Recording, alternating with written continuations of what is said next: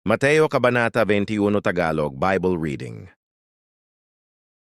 Ang maluwalhating pagpasok ni Jesus sa Jerusalem, nang malapit na sila sa Jerusalem at dumating sa Bethphage, sa bundok ng mga Olibo, inutusan ni Jesus ang dalawa sa kanyang alagad.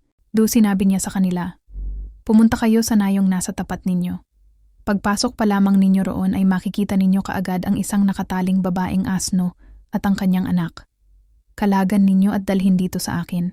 3. Kapag may nagtanong sa inyo, sabihin ninyong kailangan ito ng Panginoon at kaagad na niyang ibabalik.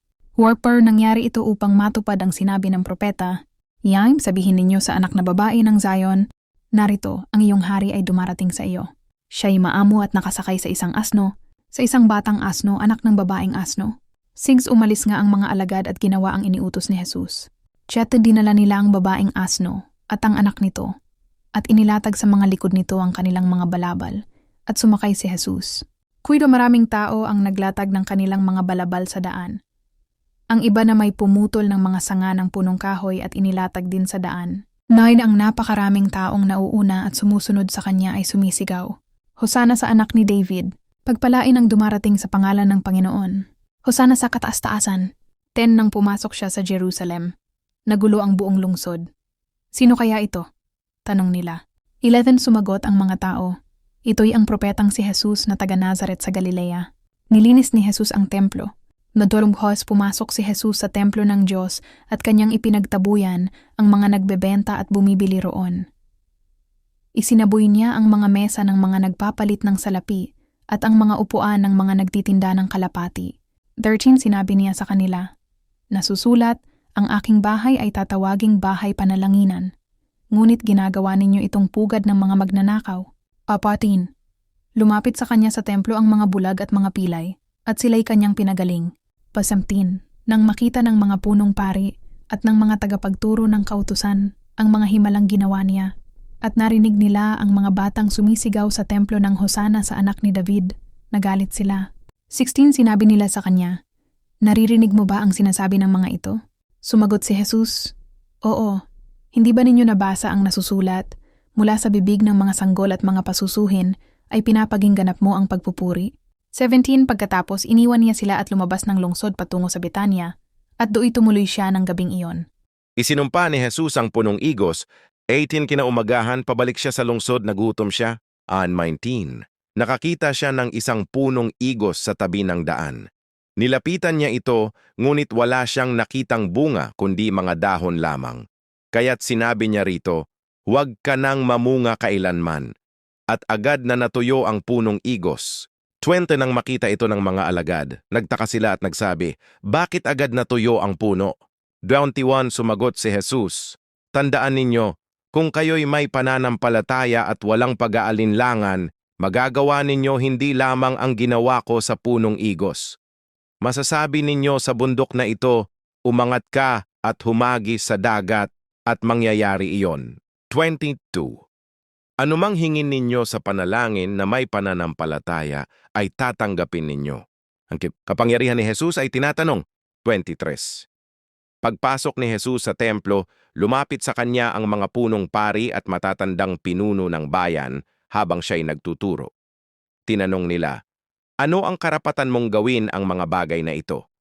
Sino ang nagbigay sa iyo ng karapatang ito?" 24 Sumagot si Jesus, "Tatanungin ko rin kayo ng isang bagay. Kung sasagutin ninyo, sasabihin ko sa inyo kung ano ang karapatan kong gawin ang mga bagay na ito." 25 Ang bautismo ni Juan, saan nagmula? Sa langit ba o sa tao? Nangusap sila sa isa't isa. Kapag sinabi nating sa langit, sasabihin niya, "Bakit hindi kayo naniwala sa kanya?" 26 Ngunit kapag sinabi nating sa tao, natatakot tayo sa mga tao sapagkat kinikilala ng lahat si Juan bilang isang propeta. 27 Kaya't sumagot sila kay Jesus, "Hindi namin alam." At sinabi niya sa kanila, "Hindi ko rin sasabihin sa inyo kung ano ang karapatan kong gawin ang mga bagay na ito." Ang talinhaga ng dalawang anak. 28 Ano sa akala ninyo? May isang tao na may dalawang anak. Lumapit siya sa panganay at sinabi, "Anak, pumaroon ka ngayon at magtrabaho sa ubasan." 29 Ngunit sumagot ito, "Ayoko." Ngunit nagsisi pagkatapos at pumunta rin. 30 Lumapit siya sa ikalawa, At ganon din ang sinabi.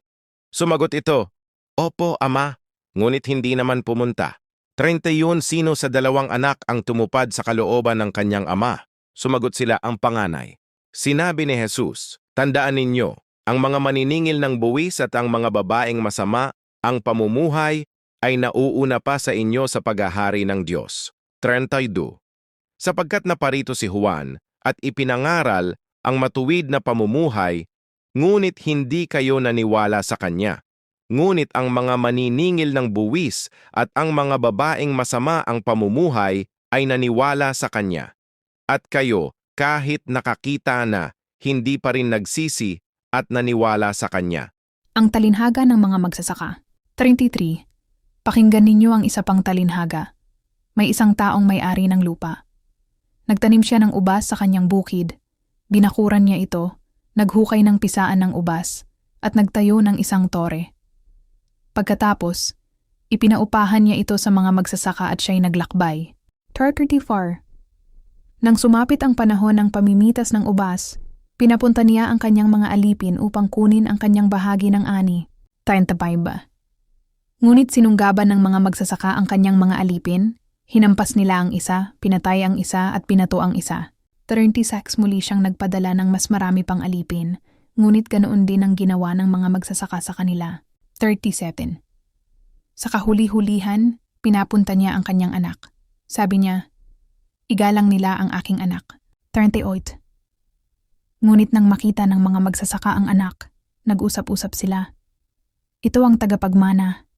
Halika, patayin natin siya at atin ang kanyang mamanahin. 39. Kaya't sinunggaban nila siya, itinapon sa labas ng ubasan at pinatay. Austin 30. Ngayon, kapag dumating ang may-ari ng ubasan, ano kaya ang gagawin niya sa mga magsasakang iyon? Wawantuon, sumagot sila. Wawasakin niya ng walang habag ang mga masasamang taong iyon, at ipauupa niya ang ubasan sa ibang magsasaka na magbibigay ng ani sa takdang panahon. According to yung sinabi ni Jesus, Hindi pa ba ninyo nabasa ang nasusulat sa kasulatan? Ang batong itinakwil ng mga tagapagtayo ng bahay, ang siya namang naging pangunahing batong panulok. Ito'y gawa ng Panginoon, at ito'y kagila-gilala sa ating paningin. 43. Kaya't sinasabi ko sa inyo, ang kaharian ng Diyos ay aalisin sa inyo at ibibigay sa isang bayang nagbubunga ng mga kalooban ng Diyos. 42. Ang mahulog sa ibabaw ng batong ito ay madudurog, at ang babagsakan ng batong ito ay madudurog hanggang maging alabok. 45. Nang marinig ng mga punong pari at ng mga Fariseo ang kanyang mga talinhaga, naunawaan nilang sila ang tinutukoy niya. 46.